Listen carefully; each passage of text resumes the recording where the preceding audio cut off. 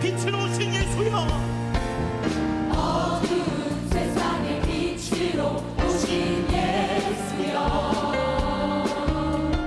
어두운 세상을 밝히러 오신 예수여, 나의 어두운 맘속에 들어오셔서 나의 어두운 맘 밝혀주소서. 빛으로 오신 예수여, 빛으로 오신 예수여, 할렐루야. 빛으로 오신 예수여, 나의 어두운 나의 어두운 맘 우리 시간 천천히 말씀하면서 어두운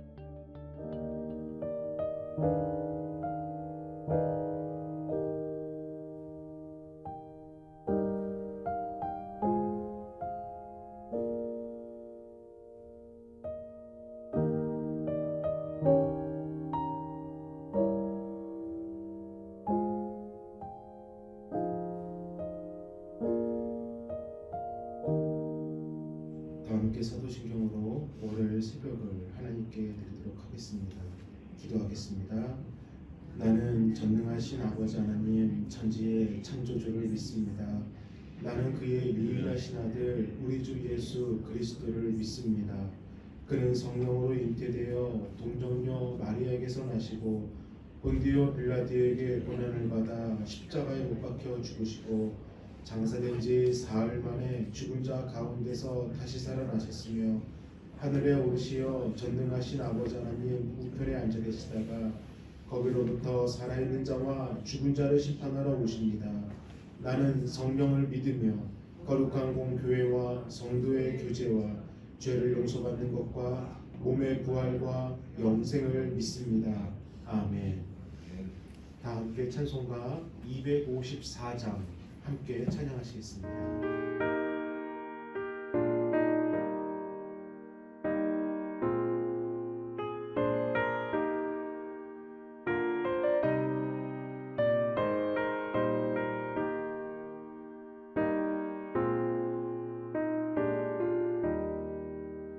내 주의 보혈은 정하고 정하다 내 죄를 정죄하신 주 나로 하신 나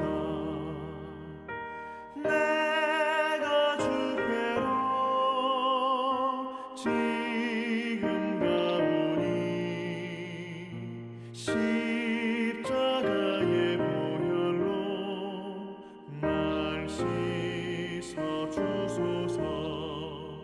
약하고 주에도 주께로 나가면 힘 주시고 내 주함을 곧 씻어 주시네.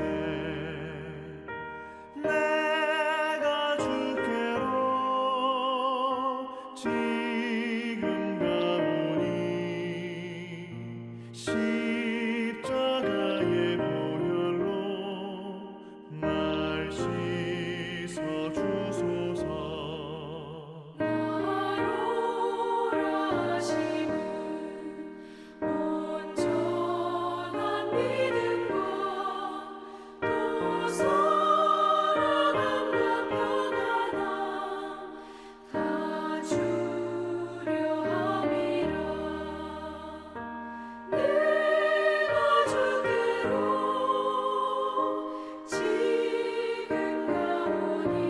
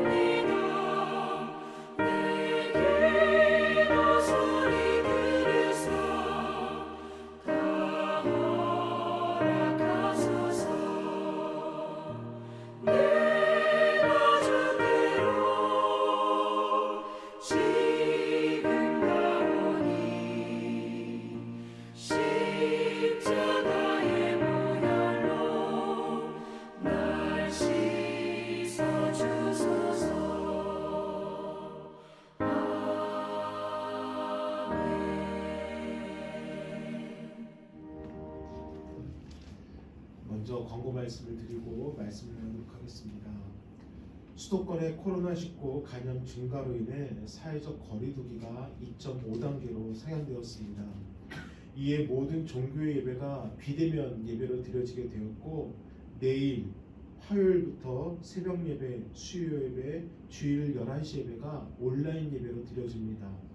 새벽 예배는 유튜브를 통해 예배할 수 있도록 매일 저녁 8시 50분에 정교인 문자로 안내해드리고 있습니다. 더 이상의 감염 확산이 없어지고 다시 예배가 정상화될 수 있도록 함께 기도하여 주시기를 바랍니다. 오늘 함께 보실 하나님의 귀하고 복된 말씀은 사무엘상 13장 16절에서 23절까지의 말씀입니다. 구약 성경 427년 부분에 있습니다. 사무엘상 13장 16절에서 23절까지의 말씀입니다. 우리 한 절씩 나누어서 그 화면을 통해 함께 합독하도록 하겠습니다. 제가 먼저 읽겠습니다.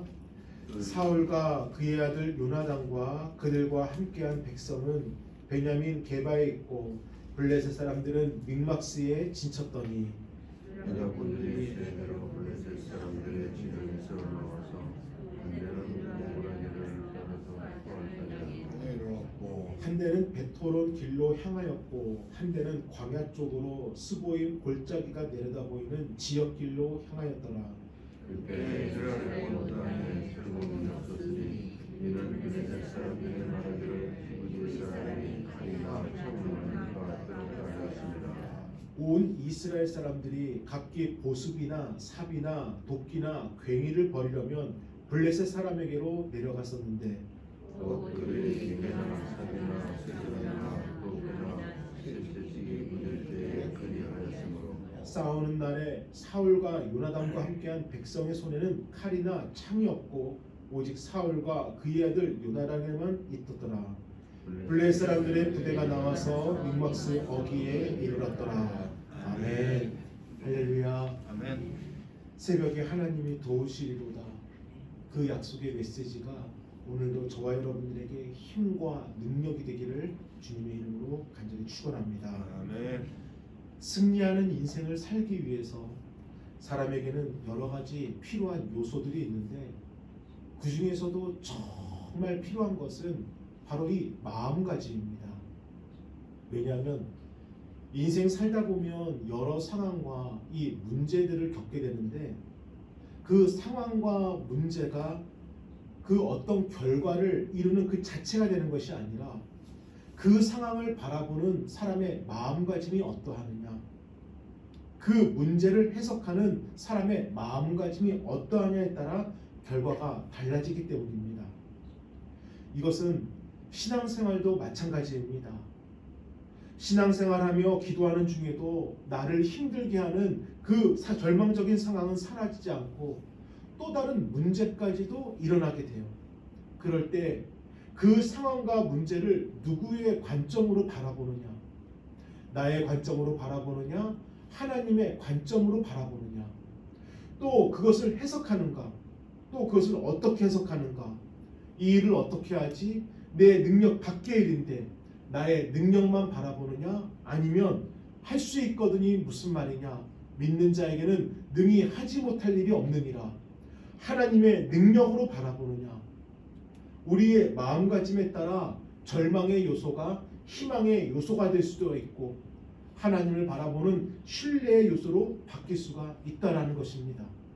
저는 오늘 저와 여러분들의 이 기도가 절망이 희망으로 바뀌는 힘이 되어지고 저와 여러분의 그 간절함이 절망이 희망으로 바뀌는 능력이 되어지고 예수 그리스도의 이름으로 절망이 희망으로 바뀌는 생명이 되어지기를 간절히 소망합니다. 우리 오늘 본문 16절 말씀 다시 한 번 더 화면을 통해 합독해 보도록 하겠습니다. 사울과 그의 아들 요나단과 그들과 함께한 백성은 베냐민 게바에 있고 블레셋 사람들은 믹막스에 진쳤더니. 아멘. 블레셋이 믹막스에 진을 쳤다라는 것은 지금 이스라엘 영토 코앞까지 그들이 왔다라는 것이고 전쟁 직전의 상황이라는 겁니다. 그런데 문제는 전쟁을 해야 될 이 상황에 이스라엘에게 아무것도 없다라는 거예요. 우리 본문 19절 말씀 다시 한 번 더 합독해 보겠습니다. 그때에 이스라엘 온 땅에 철공이 없었으니 이는 블레 사람들이 말하기를 히브리 사람들이 칼이나 창을 만들까 두렵다 하였습니다. 아멘. 누가 없다는 거예요? 무기를 만들 기술자가 없다라는 겁니다. 또 있습니다. 본문 22절 말씀 함께 합독해 보겠습니다. 싸우는 날에 사울과 요나단과 함께한 백성의 손에는 칼이나 창이 없고 아멘. 뭐가 없다는 거예요? 창과 칼이 없다라는 겁니다. 무기를 만들 기술자도 없지만 무기조차 없다라는 거예요. 적은 바로 코앞까지 쳐들어왔는데 이거는요 싸우는 전쟁 상황이 아니라 그냥 국가 멸망 직전인 것입니다. 이 절망의 상황을 과연 이스라엘은 어떻게 받아들여야 될까요? 그런데 엎친 데 덮친 격으로 사울이 하나님 말씀에 불순종하여 하나님께 버림받게 됩니다. 더군다나 기도해야 될 사무엘마저 그 사울을 떠나버렸고요. 뭐라도 들고 싸워야 될 백성들은요 다 도망치고 600명밖에 남지 않았다라는 거예요. 지금 이스라엘과 사울에게는 이 절망의 순간에 더 큰 절망의 그림자가 뒤덮인 겁니다.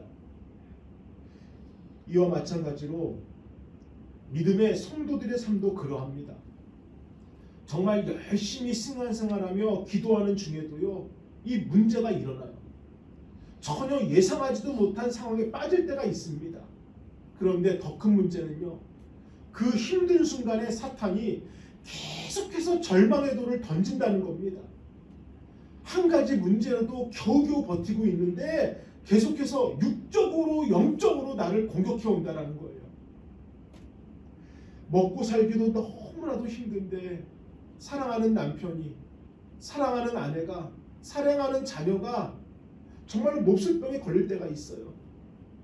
정말 너무나도 어렵게 취업을 했는데 상사는 나를 무시하고 원치 않는 오해가 계속 생겨서 그 어렵게 취업한 직장 생활을 너무 힘들게 할 때가 있습니다. 나는 분명히 열심히 신앙생활하며 오늘도 기도하는데 여전히 가정의 환란은 사라지지를 않아요. 도대체 나에게 왜 이런 일들이 생기나? 사탄은요 우리를 더 크고 더 아프고 더 힘든 절망의 구렁텅이로 매일같이 밀어버리고 있다는 겁니다. 430년 동안 애굽의 노예로 살아왔던 이스라엘 백성들은 출애굽하여 주님이 주신다는 그 약속의 땅을 바라보고 있습니다. 그런데 그들은 그 멀리 가지 못하고 멈추게 돼요. 어디 앞에서? 홍해 앞에서. 그런데 더 큰 환란은요 저 뒤에서 그들을 죽이려는 애굽의 병거들이 바람을 일으키며 쫓아오고 있다는 겁니다. 홍해에 가로막혀서 앞으로 갈 수도 없는데 뒤에서는 자신들을 죽이려는 병거들이 쫓아오고 있는 것. 순간 가나안은 약속의 땅이 아니라 절망의 땅이 되었고요. 역시 우리는 안 된다는 그 포기가 삽시간에 그들을 집어삼켰습니다. 그런데요 바로 그 순간입니다. 절망할 수밖에 없고 포기할 수밖에 없다 생각된 그 순간에 바로 그 순간에 하나님이 모세에게 이렇게 말씀하십니다. 우리 출애굽기 14장 13절과 14절 우리 두 절 함께 합독해 보겠습니다. 모세가 백성에게 이르되 너희는 두려워하지 말고 가만히 서서 여호와께서 오늘 너희를 위하여 행하시는 구원을 보라. 너희가 오늘 본 애굽 사람을 영원히 다시 보지 아니하리라. 여호와께서 너희를 위하여 싸우시리니 너희는 가만히 있을지니라. 아멘. 뭐라고 말씀합니까? 너희는 두려워하지 말고 너희를 위하여 싸우시리니 너희는 가만히 있을지니라. 사랑하는 여러분, 내가 잘못해서 찾아온 절망이 아닙니다. 내가 저주받아서 겪는 아픔이 아니라는 거예요.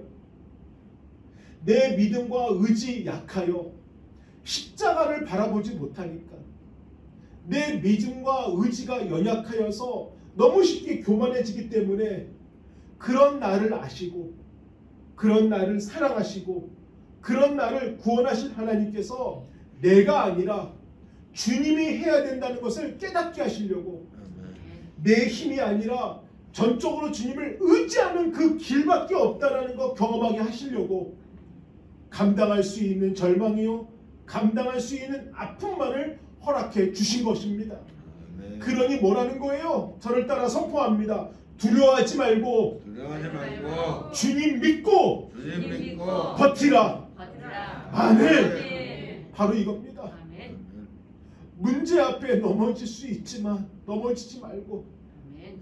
상황 앞에 좌절할 수 있지만 포기하지 말고 아멘. 주님 바라보고 버텨보라는 겁니다. 그러면요, 나중에 훗날, 오늘이 아니라 아멘. 먼 훗날 아멘. 내가 그것 때문에 주님 바라봤다고, 아멘. 내가 그 일 때문에 주님께 간절히 매달려서 구원받았다고, 내가 그 일 때문에 주님이 나를 사랑하는 거 뼈저리게 느꼈다고 반드시 고백할 날 온다라는 것입니다. 아멘. 그러니 오늘도 일어날 수 있는 문제, 오늘도 나를 절망에 빠뜨리는 그 상황 두려워하지 말고 끝까지 주님 바라보고 버티라는 겁니다. 아멘. 그러면 주님이 반드시 이스라엘 백성들을 가나안 땅으로 인도하신 것처럼 저와 여러분에게도 약속하신 그날이 반드시 올 것을 믿습니다. 아멘. 끝까지 기도하고 승리하는 아멘. 9월의 백성들 되기를 바랍니다. 아멘. 기도하시겠습니다. 구별하여 드려진 예물의 헌금들이 있습니다. 입주 간사헌금입니다. 김정숙 집사님, 김고현 선생님 따님이십니다. 기도 부탁드립니다. 라는 기도했습니다. 주님, 범사에 감사드립니다. 가정 건강으로 살게 하여 주시옵소서. 홍성표 장로님과 김경현 가정에서 감사의 예물을 올렸습니다. 저희 가정에서 1,000번쯤 올렸습니다. 담임 목사님 가정에서 1,000번쯤 올렸습니다.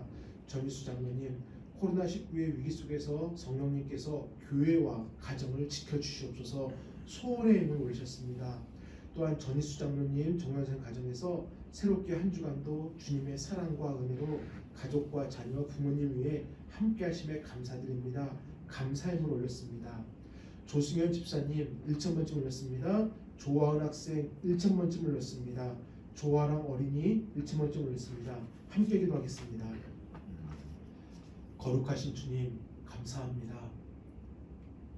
오늘도 문제가 없어서 절망이 아니라 승리만 있어서 나온 것이 아니라 문제가 있어서 아픔이 있어서 달려나온 권속들이 있습니다.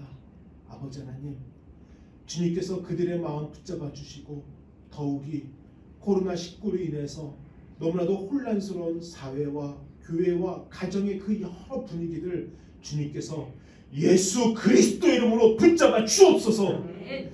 반드시 승리하게 만들어 주옵소서. 아멘. 그 믿음으로 드려진 예물의 손길들을 주님이 반드시 기억하여 주시고 코로나19의 어려운 상황 반드시 이겨내서 주님께서 주시는 새해에는 모든 것이 정성화될 수 있는 축복의 날을 기대할 거라 믿고 오늘도 달려가는 주님의 권속들 주님께서 지켜주실 거라 믿고 감사드리며 살아 역사하시는 예수 그리스도의 이름으로 기도했습니다. 아멘. 아멘. 주기도문 하겠습니다. 하늘에 계신 우리 아버지,